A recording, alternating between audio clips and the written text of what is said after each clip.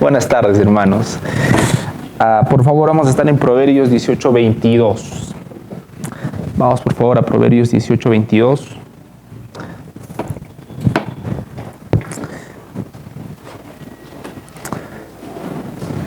Proverbios 18:22.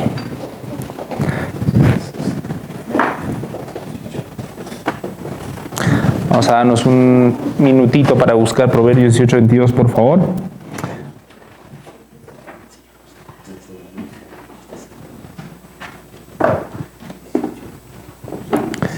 Veintidós, 18:22.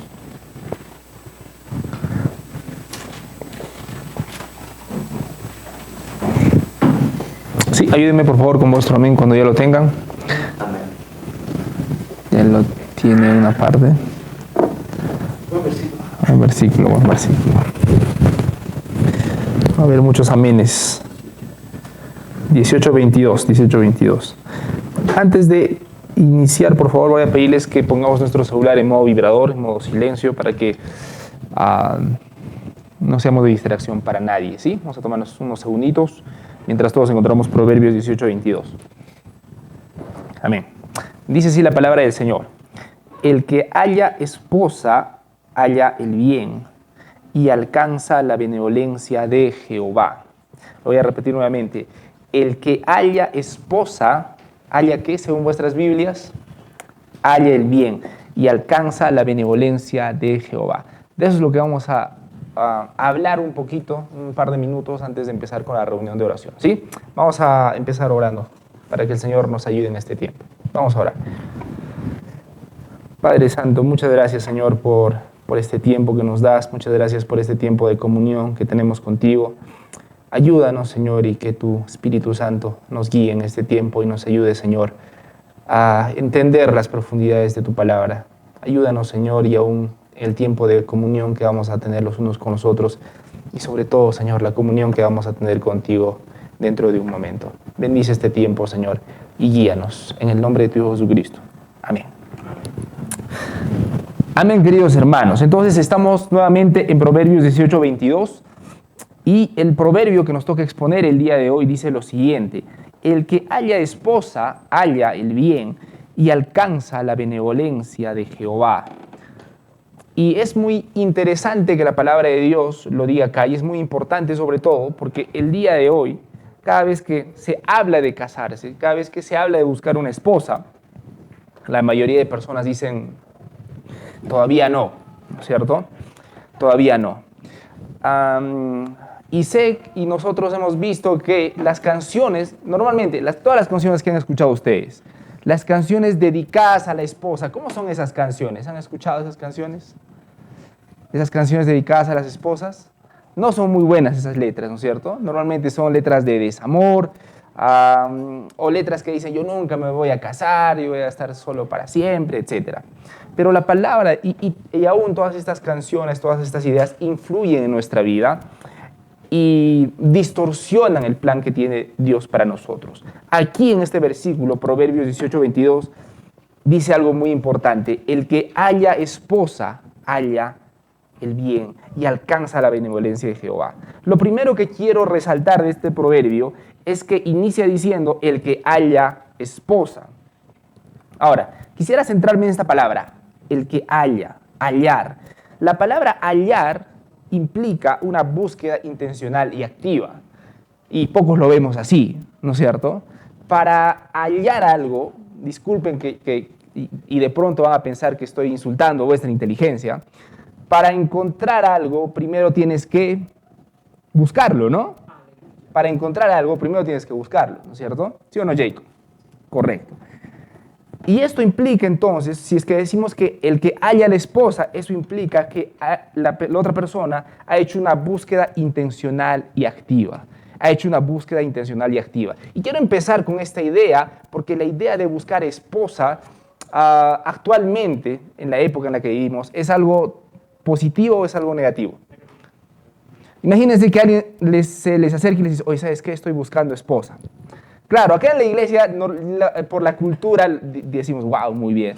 Pero en el trabajo, en el colegio, en la universidad, ¿cómo es tomada esta idea? Estoy buscando una esposa. ¿Positivamente o negativamente? Normalmente es negativamente, ¿verdad? Pero la palabra de Dios nos dice que el que haya esposa, haya bien, nuevamente. Y acá la palabra nos dice haya, nuevamente. Y eso implica que debe haber una búsqueda intencional y activa. Hermanos varones, una búsqueda intencional y activa de una esposa. Guiada ¿por qué? Por la sabiduría de Dios y no por las pasiones.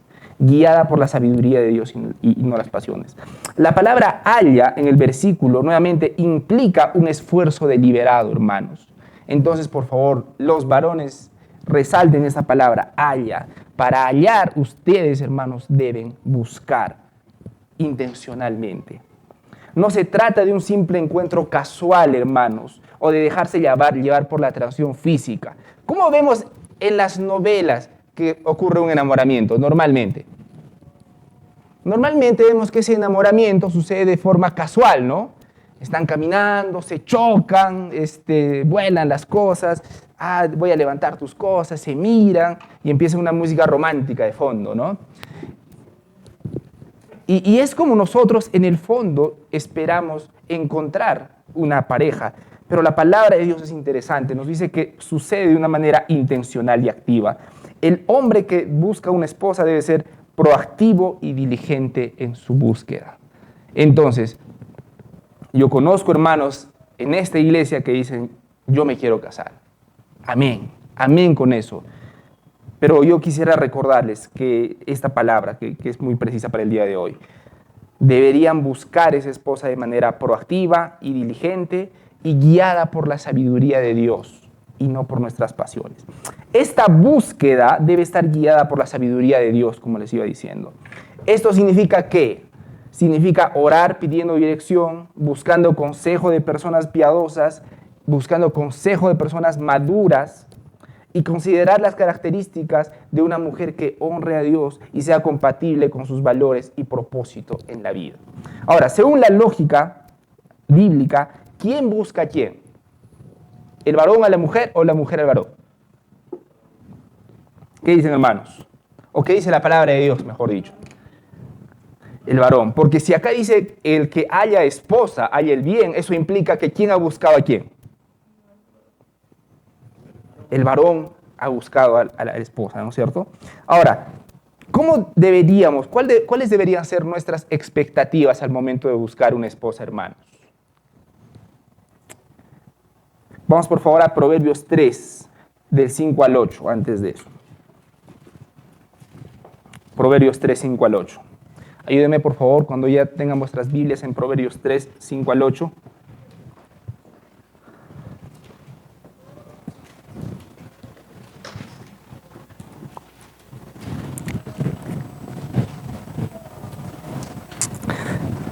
Y nuevamente, esta es una mini enseñanza, ¿no es cierto? No es una prédica. Y aprovechando que es una mini enseñanza en la que podemos interactuar entre nosotros, yo quisiera preguntarles, ¿cuál es el rasgo principal que ustedes buscarían en una pareja? La mayoría de personas que estamos acá están solteros, ¿verdad? Levanten la mano quienes están casados. Ok, entonces está genial. Entonces, hermanos, mi pregunta es, si yo les pidiera una sola característica que debería tener vuestra pareja, ¿qué es lo que dirían ustedes?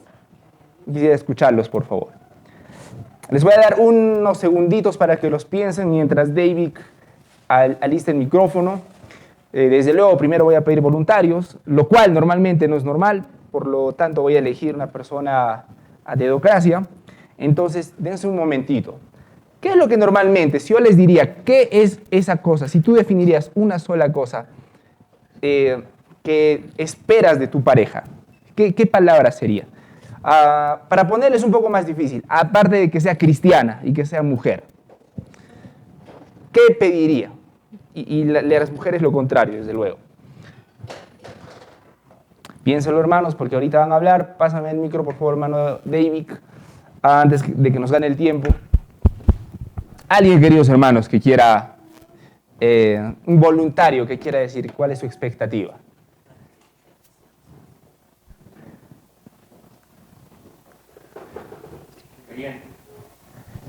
Ok, además que sea creyente, sí, es cierto. El sexo opuesto. Gracias, pastor. Además de eso, ¿qué es lo que ustedes, cuál es vuestra expectativa? Ahora, Jacob, ¿cuántos años tienes? 16. Jacob tiene 16. Ok, bien, hermano, vas a aprender mucho hoy día. A ver, hermanos, ¿quién? Que antes de que nos gane el tiempo, ¿quién? Algún voluntario que nos diga, además de que sea creyente y del sexo opuesto, ¿qué es lo que, o desde luego siempre les animamos a ustedes? ¿Qué normalmente, si les dijera, tu pareja, qué características debería tener, además de ser creyente y además de ser de su sexo opuesto? ¿Qué me responderían ustedes? ¿Ok? Que respete su palabra, sus promesas. Que respete sus promesas. Ahí está excelente ese ejemplo. Eso estaba buscando, eso es algo más plausible. Que cumpla su palabra, que sea un hombre de palabra. Correcto. Allá atrás estaba levantando la mano nuestra hermana Jennifer, por favor. Para que salga en la grabación, por favor. Que ame a Dios sobre todas las cosas. El hombre que ama a Dios amará también a su prójimo. Y si en ese caso fuese eso, su pareja, mujer o fuese un hombre, bueno, una mujer al hombre o el hombre a la mujer, va a amarla.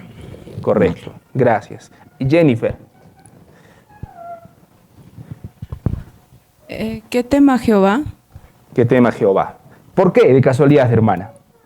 En vez que al hombre, porque muchas veces dentro del mundo más temen a tener miedo de poder, cómo va a reaccionar el hombre, poder caer bien al hombre. En medio de ello es mejor que tenga temor a Dios en cualquier circunstancia, en cualquier punto de su vida. Ok, gracias. ¿Alguien más que quiera opinar, hermanos? Ok, quiero resaltar una cosa bien particular que acabamos de ver en este momento. De lo que he empezado diciendo es que ¿quién debe buscar a quién? El varón a la mujer, bíblicamente hablando, ¿correcto? Ahora, de todas las personas voluntarias que he pedido, ¿cuántas personas han sido varones? De todas las personas que han hablado ahora. Ninguno. Y ese es el pequeño... es verdad, a excepción de Miqueas. Pero ese es el pequeño detalle, hermanos. En la práctica, los varones no buscamos, no somos aún intencionales. Y eso es algo que debería preocuparnos un poco. Pero esa es una pequeña raspadita que quería darles. Proverbios 3, 5 al 8. Proverbios 3, 5 al 8. Porque la pregunta inicial que yo estaba haciendo es que, ¿cuáles deberían ser nuestras expectativas para nuestra pareja? ¿Ya lo tienen? Proverbios 3, de 5 al 8. Dice así la palabra del Señor. Fíate de quién, de Jehová con todo tu corazón y no te apoyes en qué, en tu propia prudencia. Reconócelo en todos tus caminos y Él enderezará tus veredas. No seas sabio en tu propia opinión. Teme a Jehová y apártate del mal, porque será medicina a tu cuerpo y refrigerio para tus huesos. Nuevamente, hermanos, nosotros estamos llamados a tomar decisiones basados en la palabra de Dios. Basados en la palabra de Dios, hermanos. Pero la realidad es que nuestras vidas prácticas dicen, lamentablemente, al final del día, lo contrario. Cuando hablo con varones, ¿qué es lo que tú buscas de una mujer? Muchas de las respuestas no están alineadas a la palabra de Dios. Y cuando hablo con algunas hermanas, muchas de sus respuestas no están alineadas por la palabra de Dios. Como muchas veces dice el pastor Joe, porque él ha tenido más conversaciones que yo, que muchas hermanas quieren una especie de Jesucristo del siglo XXI, ¿no es cierto? Y si tiene ojos azules, mejor, ¿no? Pero la palabra de Dios nos llama a tomar actitudes basadas en la palabra de Dios. Basadas en la palabra de Dios y no basadas solamente en nuestras emociones y en nuestros sentimientos. ¿Por qué? Porque las pasiones pueden ser engañosas. Dejarse llevar únicamente por la emoción o por la atracción física puede conducir a una mala elección. El amor verdadero se basa ¿en qué? En el compromiso, el respeto y la búsqueda del bienestar del otro. Noten, queridos hermanos, en el compromiso, el respeto y la búsqueda del bienestar del otro. Esa es una cosa que quiero destacar también, porque cada vez que yo veo personas que digo, oye, ¿y cómo quisieras que sea tu pareja? ¿Saben qué me responden normalmente? Yo quisiera una persona que me sume, que me ayude, que me haga crecer, que para mí.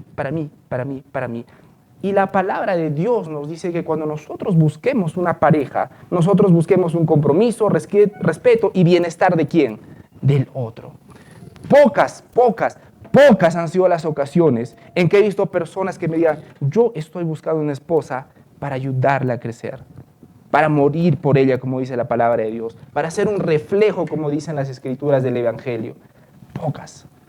Porque nosotros, hermanos, en el fondo somos egoístas y esa es la realidad. Pero el día de hoy la palabra nos habla y nos indica la lógica que deberíamos seguir. Las pasiones pueden ser engañosas, hermanos.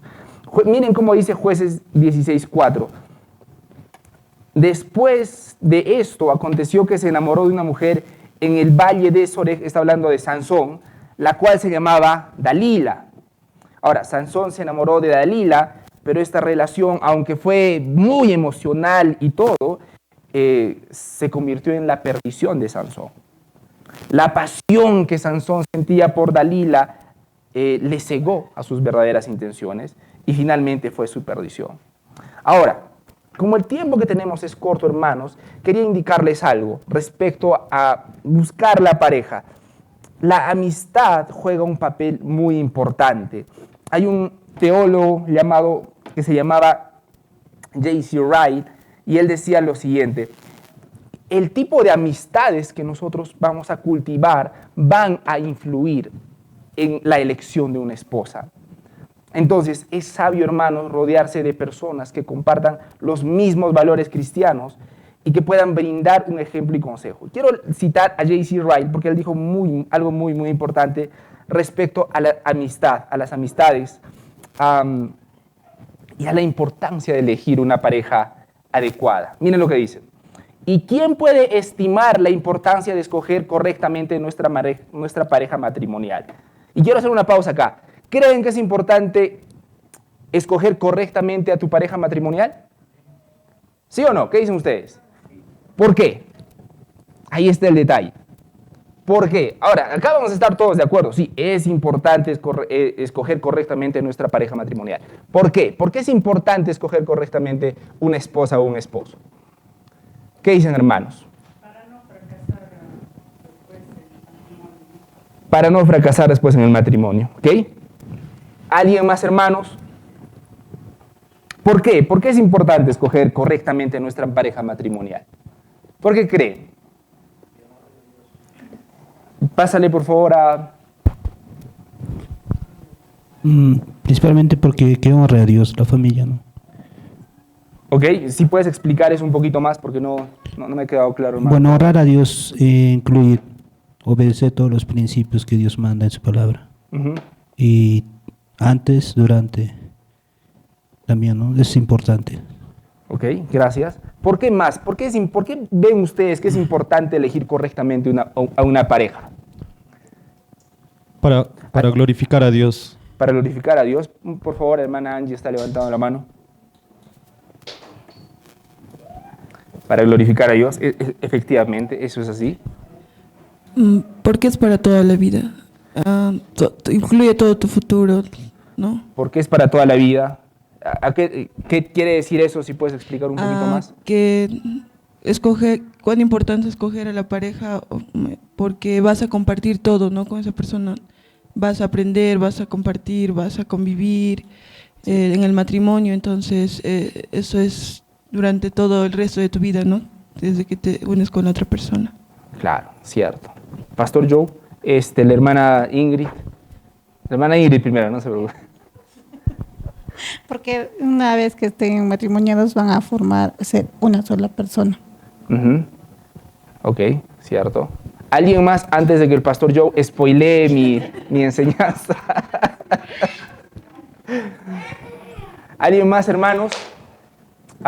¿Por qué es importante escoger una pareja? ¿Por qué es importante elegir correctamente a nuestra pareja? ¿Qué dice? ¿Qué dice Jacob? Sí, tú. Yo soy un niño, va a decir. No, eres un joven bien joven, pero en tu lógica, hermano, discúlpame.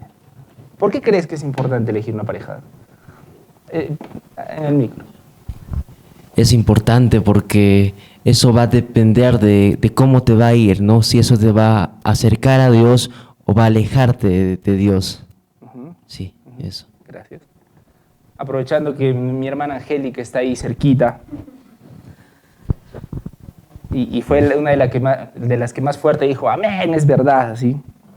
¿Por qué, hermana? ¿Por qué crees que es importante escoger correctamente nuestra pareja matrimonial? Para evitar sufrir. Para evitar sufrir. Sí, porque una persona que no ama a Dios, no va a ser difícil llevar un hogar con una persona que no ama. Cierto, es verdad. El hermano Percy ahí está, ya se animó, a ver.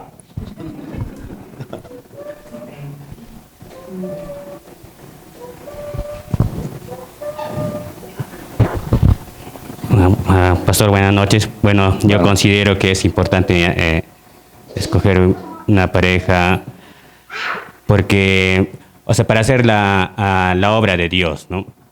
Para contribuir con el reino de Dios. Porque la pareja podría limitarte de repente eso, o de repente incluso alejarte de eso, ¿no? Entonces, bueno, eso es lo que yo pienso, sí, ¿no? Sí, es verdad. ¿Alguien más? ¿Estás levantando la mano, Milagritos? ¿O hasta? Ok. Ahora sí, Pastor Joe, por favor. O no sé si alguien más está levantando. Ya está. ¿Cuál fue la pregunta original? ¿Por qué es importante escoger correctamente a nuestra pareja matrimonial?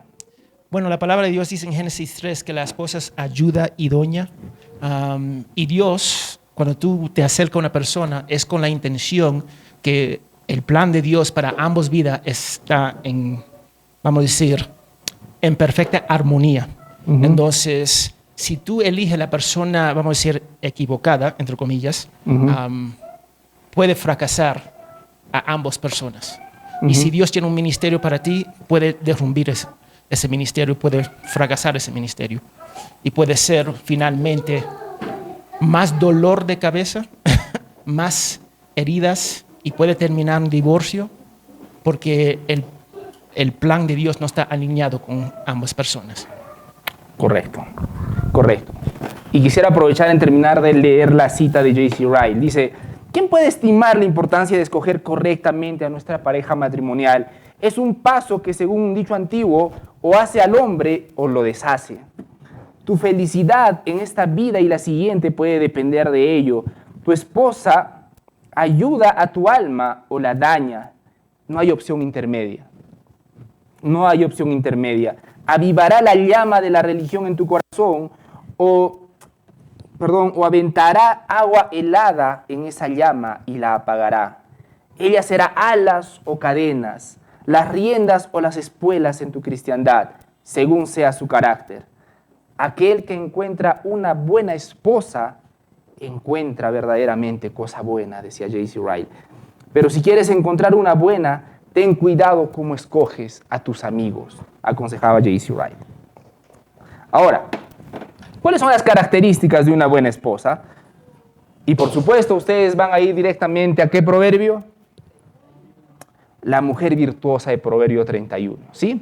Y la mujer virtuosa de Proverbios 31, yo les animo a leerlo a todos, a mis hermanos solteros, para que tengan expectativas bíblicas de cómo buscar una esposita, y a mis hermanas en general para ver cuál es la expectativa de Dios en cómo deberíamos manejarnos. ¿Amén?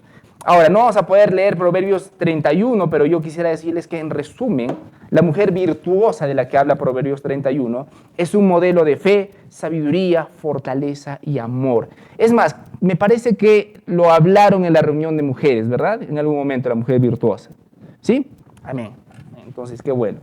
La vida de la mujer virtuosa está caracterizada por ¿qué? Quisiera hacerles un pequeño resumen nuevamente para las expectativas que deberían tener mis hermanos solteros y para las expectativas de mis hermanas las expectativas que Dios tiene para ellas, ¿no? La vida de la mujer virtuosa, ¿cómo se caracteriza? Según Proverbios 31, temor a Dios, diligencia y trabajo duro, prudencia y buen juicio, fortaleza y dignidad, bondad y compasión, amor y fidelidad. Y desde luego les animo a leerlos y a meditarlo. En Proverbio 31:30 se resume su carácter. Dice, engañosa es la gracia y vana la hermosura. La mujer que teme a Jehová, esa será la alabada. Porque la verdadera belleza de la mujer virtuosa no reside en su apariencia física, sino en su carácter piadoso. Lo voy a repetir, hermanos y hermanas. La belleza de la mujer virtuosa no reside en su apariencia física. Y es necesario que lo diga particularmente en este mundo en el que nos bombardean por todos los medios posibles de cómo debería ser físicamente una mujer. La belleza de la mujer virtuosa, según la palabra de Dios, no reside en la apariencia física, sino en su carácter piadoso y sus acciones llenas de amor y sabiduría. Entonces, hermanos, es la expectativa que deberíamos tener. Si estamos poniendo nuestros ojos en una hermana, deberíamos ver si tiene un carácter piadoso y deberíamos ver si sus acciones están llenas de amor y sabiduría. Es un modelo a seguir para todas las mujeres, según Proverbios 31. Es un ejemplo para todas las mujeres que desean vivir una vida plena. Bueno, la segunda parte de este proverbio dice, y alcanzará benevolencia de Jehová, porque el matrimonio es un regalo de Dios. Es precisamente lo que decía el pastor Joe. En Génesis 2:18 dice, y dijo Jehová Dios. Vamos por favor a Génesis 2:18, por favor. El penúltimo versículo del día de hoy, Génesis 2:18. Génesis 2:18. Ayúdenme por favor cuando ya lo tengan, por favor, ayúdenme con vuestro amén. Dice la palabra de Dios en Génesis 2:18, y dijo Jehová Dios, no es bueno, ¿qué cosa? Que el hombre esté solo. Le haré ayuda idónea para él. Ahora, miren, Dios mismo decreta que la soledad del hombre no es buena. Y es Él quien se propone completar uno de los diseños centrales de la creación. De manera que lo primero que debemos decir sobre el matrimonio como obra de Dios es que, y esto lo dice John Piper, es que el matrimonio fue su diseño al crear al ser humano como hombre y como mujer. Porque en Génesis 2:18, cuando dice Jehová Dios, no es bueno que el hombre esté solo, ¿Adán había caído o no había caído en ese momento? No había caído. Adán no había caído y aún así Dios dijo, no es bueno que el hombre esté solo. Y eso nos muestra que desde el inicio de la creación vemos que el matrimonio fue el diseño original de Dios para nosotros. Y lo más hermoso del matrimonio es el reflejo ¿de qué? El reflejo del Evangelio. Vamos por favor al último versículo de esta noche, que es Efesios 5, 25 al 28. Efesios 5, 25 al 28. Anótenlo, hermanos varones en particular, porque este proverbio, este versículo de la Biblia, los va a fortalecer en vuestros futuros matrimonios. No escucho los amenes de los hermanos solteros. No sé, ¿qué está pasando? Efesios 5, 25 al 28. Maridos, amad a vuestras mujeres. Y esa es la manera particular en la que la palabra de Dios nos manda a amar a nuestras mujeres. Así como Cristo amó a la iglesia, dice la palabra de Dios.